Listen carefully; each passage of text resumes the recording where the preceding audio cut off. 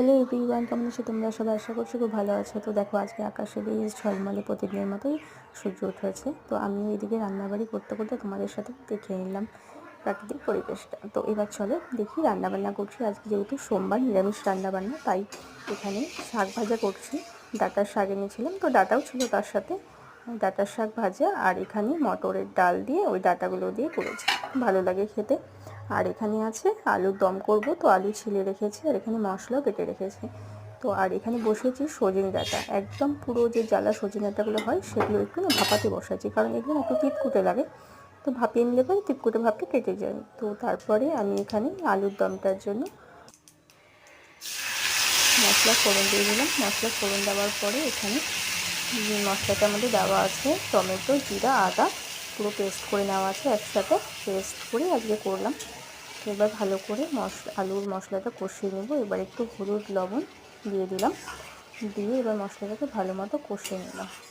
কষিয়ে নিয়ে এরপরে এদিকে আমি যে সজনে ডাঁটাটা ভাপাতে বসাইছিলাম, সেই সজনে ডাঁটার জন্য একটু মশলা করে নেব।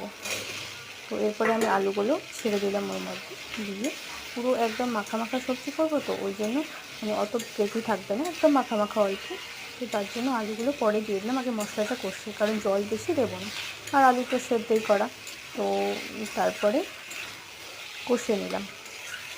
কষিয়ে নেওয়ার পর এবার পাটাতে সেই মশলাটা বাটবো। একটু সর্ষে, একটু একটা শুকনো লঙ্কা, আর একটুখানি লবণ, যাতে তিতকুটে ভাবটা না লাগে, তার জন্য পাটাতে আমি সর্ষে আর শুকনো লঙ্কা দিয়ে মশলাটা বেটে নিলাম ভালো করে মিহি করে। আসলে কী বলো তো, অল্প মশলা তো মিক্সির বাটিতে না ঠিকঠাক পেস্ট হতে চায় না, তো ওই জন্য আমি পাটাতেই মশলা করি।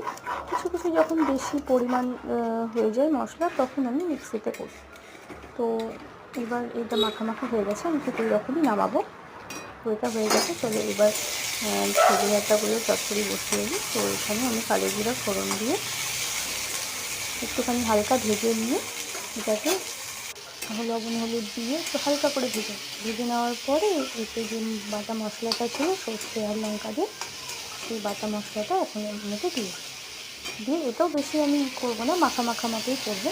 এই সর্ষে বাটাটা দিয়ে দিলাম, দিয়ে এটাকে বেশ কিছুক্ষণ ভালো করে নাড়াচাড়া করে বেশ মাখা মাখা হয়ে এসছে। এবার এখন আমি নামিয়ে